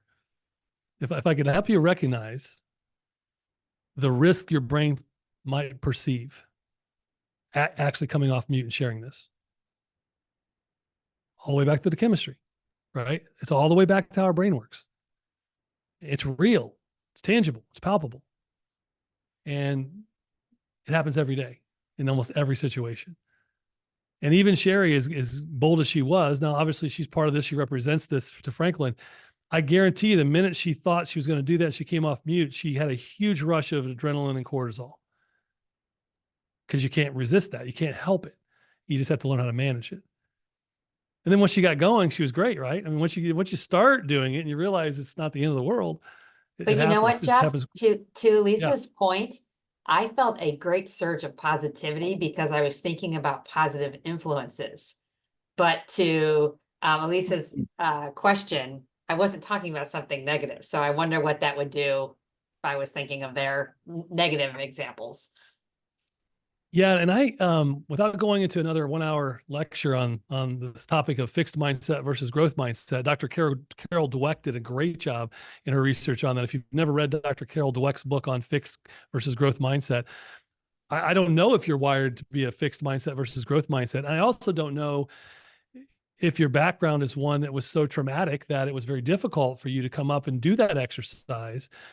But I'll say this, and then Michelle, I'd love to hear your comment. What I've had to adjust for myself in spirit of vulnerability again, the story I didn't share with you. My father was a Vietnam vet Marine with post-traumatic stress syndrome who was violent and abusive as a kid, and I'm the oldest, so I took the brunt of it. So I could easily throw myself a pity party and tell you what I ran away from. But I've healed myself from that. I've forgiven him for that. I'm in a whole new relationship with him these many years later. And I'm able, in spite of all that pain, I'm actually able to look back and see what he was going through. I was just a side effect. What he went through and the trauma he had experienced in his life, he didn't know how to process and handle. Doesn't excuse anything that happened. But my point is that I had to switch my mindset around the way that I looked at that story in order to move past that being what happened to me. And now it's hard to do.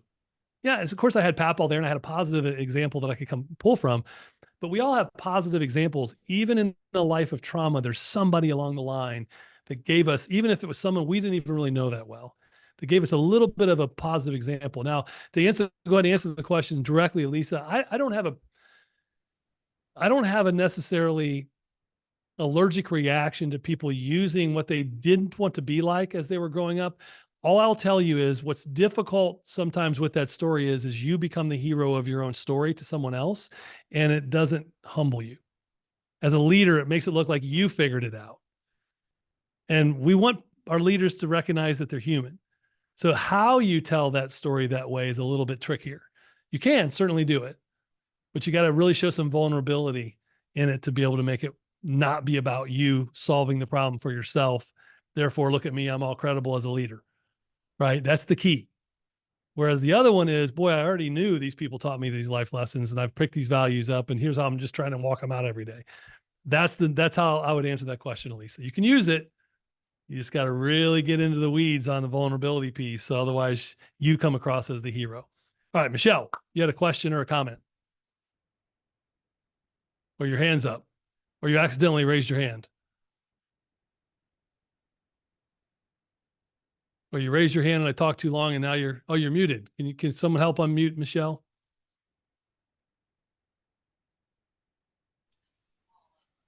Now I'm unmuted. Hi. Hi. My impact and then stage 2 and stage 3 were both women that I worked for when I was a Montessori teacher. They were both amazing coaches.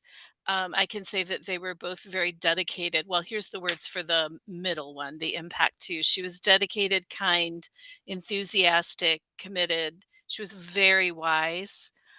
She was a seeker of justice. She was extremely family focused and compassionate. Fantastic. Michelle, can I ask you why did you decide to be a teacher to begin with? I always just wanted to be a teacher. That was what my heart sang. And now I am a teacher, but I am one in the Department of Development and the Housing Division. That's great. So I've moved those skills to something that makes more money, actually. So yeah, well, sometimes you can do that, right? Was there anyone in your stage 1 that you saw that maybe influenced that desire to be a teacher? Definitely. When I was, we moved a lot when I was a child. So we moved like every 18 months to 36 months. And when I was in third, fourth, and fifth, no, yeah, third, fourth, and fifth, sixth grade, um, we lived in this little town in the mountains of Pennsylvania, and there were these really old lady teachers that were old school, like dragging children around by their ears, old school. But they were amazing teachers. And especially fourth, fifth, and sixth grade, they really dug in and helped us become the best we could be, whether it was learning to read and y- being a history student. We were really students of whatever we were studying in all three classes instead of just children who were learning. And I think that them making that distinction really helped me to be a student of for my whole life.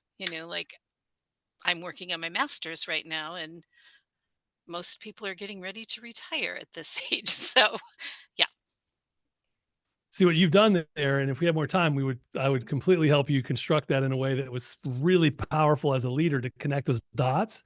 When you tell me about the school you grew up in, third, fourth, fifth grade in the mountains of Pennsylvania with, and I'm going to pick one of those teachers. I'm going to say I vividly remember how passionate they were at us not just acquiring knowledge, but learning something different for life. And I'm going to give her name. I'm going to describe her. I'm going to say, I remember even at that young of an age, having this kind of inspiration for learning and desire to learn, because it was the key. I knew it was the ticket.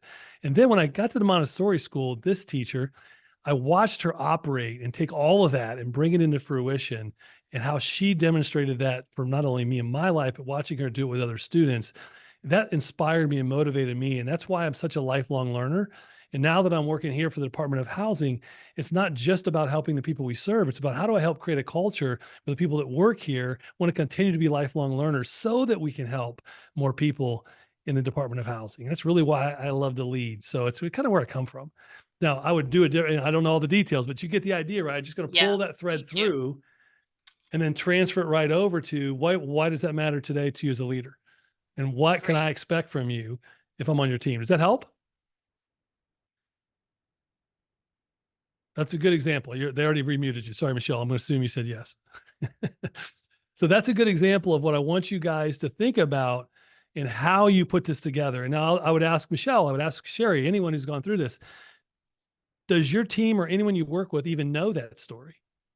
Do they even know that about you? Because the minute they do, you start to create a different sense of trust. And guess what? On your bad days, you get more grace.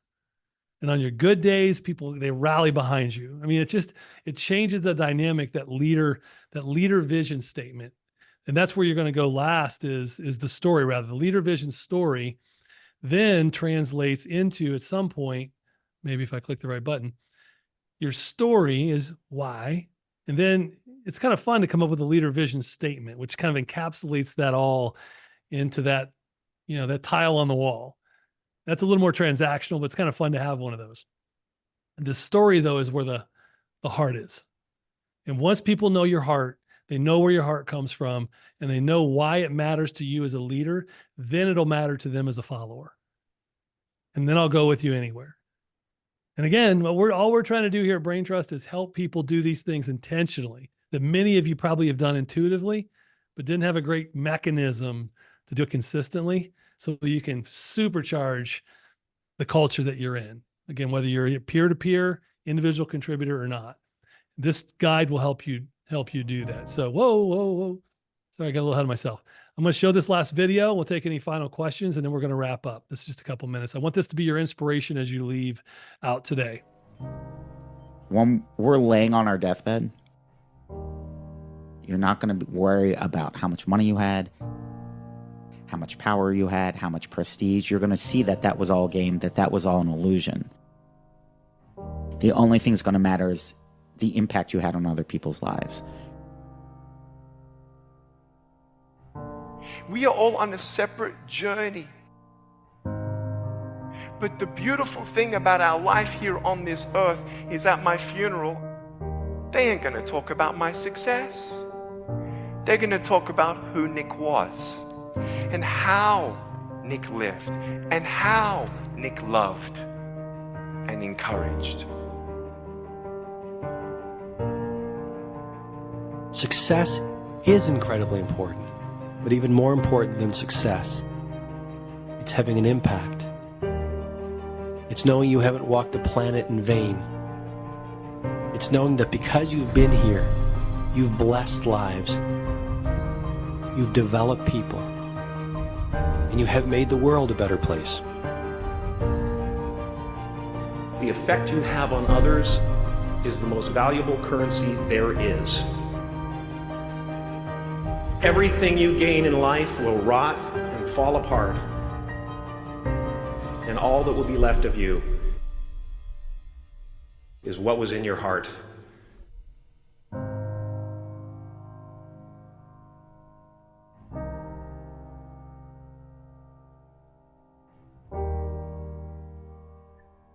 Life is a mirror, and life gives us not what we want. Life gives us who we are. When you were born, you cried while the world rejoiced. Live your life in such a way that when you die, the world cries while you rejoice. Ooh, there you go. That's a way to end. I love that line. I love to end on that one line is, life doesn't give you what you want. It gives you who you are. It's a reflection of who you are. And as leaders, we tend to get the teams we deserve.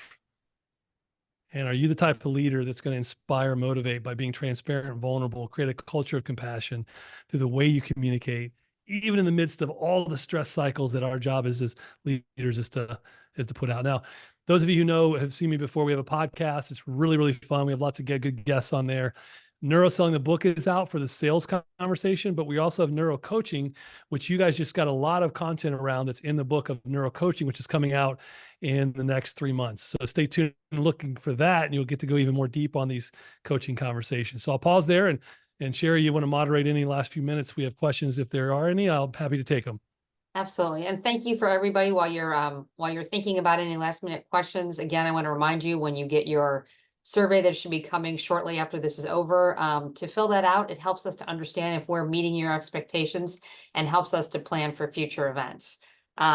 Jeff, I feel like I want to re-examine a lot of things. I also want to get some tissues because that was just a very emotional ending to your speech, but thank you. I think it's a lot to take in, and it's one of those things you have to sort of let percolate, I think, to grasp all of that we've learned today. So thank you, as always. I'm looking, I'm not seeing, let's see, is it possible? Okay, we talked about that. Just getting a lot of bravo. This will be available to view online again. If you go to the franklin.edu page and go under, if you type in sales distinguished sales speaker series, this will be under there. We have to first make sure that it is ADA compliant, and that takes a little time. But once this is ready, we'll have it back up on our website along with Jeff's last presentation and our previous monthly speakers. So you are always welcome to view those yourself or share them with others that you think might benefit. And Michelle, thank you. I'm glad it was a good use of your time. I know 2 hours can seem like a lot, but I feel like it went by very fast. And I'm thinking about my grandfather, which always makes my day happy. So thank you. Thank you all for having me, and thank you for being a great audience. Thank you for the kind words as well in the chat. I appreciate it. All right. Well, with that, everyone, have a great rest of your day. Go forward and use all that you learned today to be better leaders, people, coworkers, parents, friends, siblings, everything. Have a great Better day. humans, right?